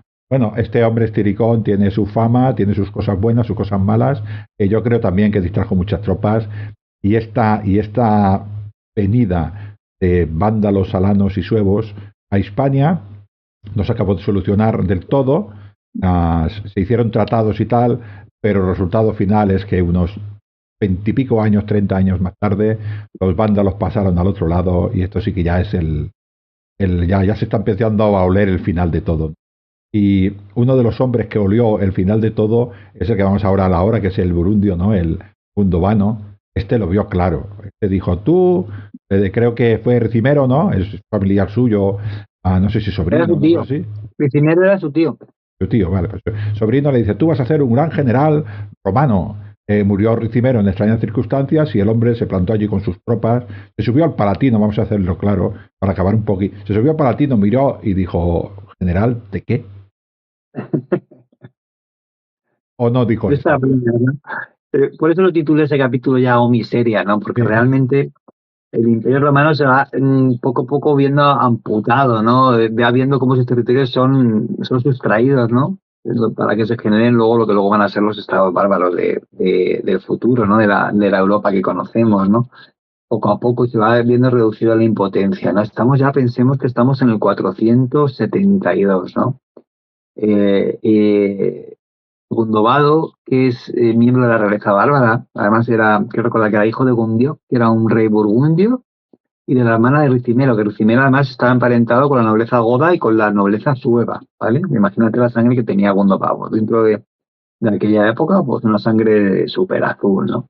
Entonces, entra al servicio de su tío, que es Ricimero, que es el generalísimo de Occidente, que desde Mayoriano ha puesto y depuesto varios emperadores a su capricho, y no le ha quedado más remedio que tragar con Antemio, que venía con un ejército desde Oriente muy potente, había sido designado por Oriente, y acaba llegando a un acuerdo con él, ¿no? Bueno, venga, se casa con la hija de Antemio, y bueno, llegan a un status quo, ¿no? Que va a durar muy poco y van a entrar en una guerra civil. Y en esa guerra civil Gundobado tiene un papel fundamental, porque es el que descubre cuando ya Antemio va a huir de Roma, porque ya desesperado después de meses de lucha civil, ¿no? Y de asedio de Roma, decide huir, lo sorprende disfrazado de mendigo en Santa María del Trastevere. Y posiblemente es él el que le decapita ya directamente y acaba con él, ¿no? Al poco tiempo sus tíos dicen que muere de muerte natural. Yo es que me parto con él. Cuando leo las muertes que dicen las fuentes y que mueren de muerte natural, yo digo, bueno, vale, pues nos lo vamos a creer, ¿no? Pero ¿por qué me lo tengo que creer? Se han muerto echando sangre por la boca. A ver, ha podido morir envenenado, ha podido morir de 40. Con Atila ha pasado algo también parecido, ¿no? Todo el mundo murió de muerte natural, murió de muerte natural. Bueno, eso habría que verlo. Murió después de una noche que se pilló una borrachera impresionante y en la noche de bodas luego de repente se ahoga en su propia sangre, a saber qué bebió, ¿no? O qué comió. También sería interesante saberlo, ¿no? Si murió envenenado. Incluso he llegado a ver en alguna fuente de ¿quién fue? Teodorico Estrabón puede ser, creo que sí, un rey godo, es que tuvo un accidente de caza y cazando se cayó sobre una lanza ¿no? y murió ensartado en una lanza. Venga, hombre, es que me parto también con algunos accidentes, ¿no? Que se ven en la antigüedad, ¿no? Pero bueno, venga, vamos a decirlo así. Picinero murió de muerte natural Eh, y como un generalísimo que llevaba 20 o 30 años de régimen, como el que tuvimos aquí hace tiempo, pues pudo designar sucesor y decidir cómo iba a ser el futuro. Y el futuro lo designó nombrando a su sobrino como su sucesor, como generalísimo de lo que quedaba de las ruinas de Italia ya prácticamente, ¿no? Porque era lo que se reducía al imperio, ¿no? Segundo, Vago, cuando es nombrado generalísimo y mira un poquito a su alrededor ya unos meses después de haber sido nombrado y ve cómo está el tema realmente, que encima le informan de que viene otro nuevo candidato desde Oriente, Nepote, con unas fuerzas también militares y tal para enfrentarse a su ejército y dice, mira, ¿qué necesidad tengo yo de esto? Con lo gusto que estaba yo en mi pueblo y se vuelve a Burgundia para luchar por el trono contra su hermano, ¿m? Y prefiere ser rey de Burgundios, cosa que consigue porque al final derrota a su hermano y gobernar tranquilamente entre los burgundios, ¿no? Puesto en el que estuvo hasta el 516, imagínate, estuvo vale. y hijo de Burgundia, fue la época dorada, ¿no? De los burgundios, ¿no? Su gobierno. Prefirió ya por eso ya lo titulé el capítulo Miseria, ¿no? Porque ya es que realmente, aunque seguimos hablando del Imperio Romano, la realidad es otra muy distinta, ¿no? Es Lleva un imperio todo. que agoniza, ¿no? Y que está muriendo, dando patadas, peleando, revolcándose contra sí mismo, pero es un imperio ya muy distinto de lo que conocemos. Sí, sí, este occidente se mata solo. Todo este siglo he hablado muchas veces contigo, estoy leyendo el libro, pero hemos tenido la conversación que tuvimos con Mayoriano, ¿no? Mm. Lo que queda se está matando. O sea, cada vez queda menos y lo que queda se está matando. Es increíble, ¿no? Y bueno, y como no son bastantes, pues todavía tienen a otros pueblos aliados para matarse más. Es algo, ya, cuando van los ejércitos y se mueven por Italia, ya no son romanos, ya son godos, ya son de otras, que al final, como has dicho tú, estos que llamamos bárbaros desde el punto de vista romano, ya son muy romanos, ¿no? Ya se creen romanos, ¿no? Pero desde el punto de vista del senador itálico de toda la vida, pues no eran tan romanos, ¿no? Y los veía un poco así con desdén, ¿no? Pero bueno, Efectivamente. este es el final, le queda a Roma, después, cuando se fue este hombre, creo que le quedaban a Roma 2 años, Nada. a la ciudad de Roma, nos referimos como siempre. Sí, Una cosa es que caiga Roma y otra cosa es que caiga el Imperio Romano, porque está Oriente, que dura 1000 años más, sí. sí, 1000 años más, prácticamente, ¿no? Sí, y otra cosa también que no estaba muy divulgada y es que igual que Roma sufrió dos grandes saqueos, ¿no? El del 410 y el del 455, primero por los godos y después por los vándalos. Esta guerra civil, en concreto que estamos diciendo, estamos hablando del 472, 73, no me acuerdo exactamente. El asedio, porque Artemio se refugia en Roma, ¿no? Apoyado por la guarnición de la ciudad y los funcionarios y los ciudadanos de Roma, ¿no? Contra Ricimero, ¿no? La destrucción y el saqueo que hay después fue brutal también y supuso un deterioro para la ciudad brutal, un punto de inflexión en la marcha atrás de Roma como ciudad. Una destrucción terrible. Lo que quedara ya después de los otros dos asaltos, porque el de los vándalos también fue duro, pues ya, no, ya es que dejarían tierra para construir ya, o sea, aquello, ¿no? Sí, Efectivamente. el emperador ya hacía siglos que no estaba allí. Fue terrible la destrucción y el saqueo y la merma que supuso para la ciudad esta destrucción, porque en contra de lo que se piensa, el saqueo de los godos en el 410 no fue nada del otro mundo, las destrucciones fueron muy relativas, se saqueó riqueza, pero pensemos que los godos eran un pueblo que no tenían tierra, que se movían en carromatos, que todo lo que tenían lo llevaban en carromatos. Entonces el saqueo duró muy pocos días, se llevaron lo que les cupo en los carromatos para seguir moviéndose con esas riquezas por las calzadas de Roma y punto. El de los vándalos ya fue otra cosa, porque es el saqueo de una potencia, de un reino, con un territorio que tiene una flota terriblemente potente contra una ciudad que además se permitieron poder dar varios viajes y de vuelta transportaron todo lo valioso, ya no solo a nivel material, sino también a nivel humano, ¿no? Por los miles de personas que se llevaron también. no solo nobles y tal, sino gente cualificada profesionalmente. Se llevaron artesanos, se llevaron todo lo que podía tener valor humano o material de Roma, que ellos consideraron oportuno, se lo llevaron, ¿no? Por lo poquito que quedó después de todo eso, lo poco que se reconstruyó y que se dejó en condiciones después de aquella destrucción en el 455, es destruido ahora, 20 años después. Y ellos mismos, lo que digo yo, ya no tienen que venir ni a Larico, ¿no? Ni a Doácaro, ya son ellos, ya. Es por Pensar, eso lo titulé miseria el capítulo, porque y es que yo, es tan ahora triste. ya vamos acabando, pero pensar que Alarico la única cosa que quería era un cargo militar y se dejaron tomar Roma, es que ojo también. Pero bueno, esto es otra Ah, historia. ¿Qué te iba a decir? El libro es de Fera, ¿no? De Fera de los Libros.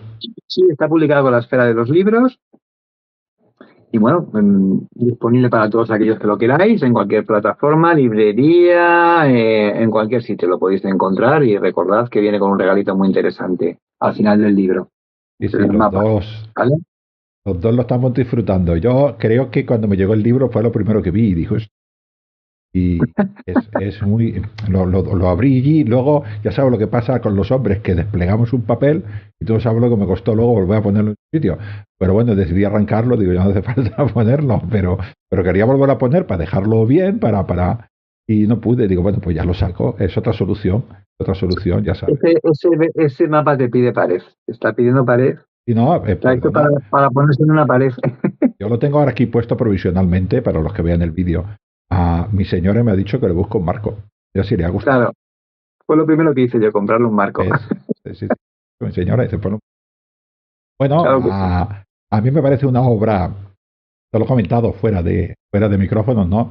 Yo soy una persona que intenta investigar por sus libros, hago ficción, o sea, yo lo que pongo es una interpretación, pero siempre ficcionada para lo que me interesa, ¿no? Pero esto es enorme. Luego te vas al final, hay hojas y hojas y hojas de referencia, trocitos, trocitos y trocitos y trocitos de cada uno. Mm. Que, y luego creo que es muy importante para las personas que no conozcan esta época, como por ejemplo yo, que no la conozco muy bien, para empezar a entenderla y ver que es tan interesante como lo que has dicho tú antes, ¿no? De que todo el mundo habla siempre del final de la República y de los primeros años del Imperio, ¿no? Y esta Roma, yo la aprendí mucho de nuestro gran amigo Carlos de Miguel, con su caso de Roma, su podcast, y he escuchado muchos, no puedo, la vida no me da para mucho, pero lo explica de una manera que te lo hace interesante y te das cuenta de que Roma siempre es grande. Siempre. Claro. Carlos de Miguel, la verdad es que estoy muy contento, ¿no? Es que imagínate un libro con tres padrinos como José Sotochica, Daniel Gómez Aragonés y Carlos de Miguel, ¿no? Un libro que habla sobre esta época de Roma con esos tres padrinos, o sea, que me han ayudado además los tres muchísimo, ¿no? Han sido los tres también lectores cero de la novela, aparte de nuestra amiga en común, de Maribel Bofil y de Alberto, ¿no? Nuestros amigos de divulgadores han sido las primeras personas que antes de que este libro estuviera publicado lo leyeron, me han ayudado continuamente con las fuentes, han tenido mucha paciencia conmigo, ¿no? Y me han dado consejos muy útiles también a la hora de enfocar determinados temas, ¿no? Así que nada, han sido 2 años de trabajo, ya están a la disposición de todo el mundo. Lo he intentado escribir de tal manera que, a pesar de ser 2 siglos muy complicados, estén en el acceso de todo el mundo. Y creo que están ahí la historia, la vida, la trayectoria de unos tipos muy interesantes, unos tipos duros de frontera, fruto de esa tierra, de esa frontera incierta, que creo que son de lo más interesante, sinceramente. Vamos a descubrir una nueva perspectiva para ver esa historia, esas dos centurias. Yo cuando me lo decías pensaba que son los primeros que son como nosotros. Buena definición. Pues ya sabes, Federico, espero gozarte en otra ocasión. Ahora sé que estás con muchas promociones, pero ya te picaré con algo. Ya sé lo que te gusta, ya sé con qué picarte, ¿no? Así que no, siempre me despido de mis oyentes con hasta otro audio, amigos del Mediterráneo.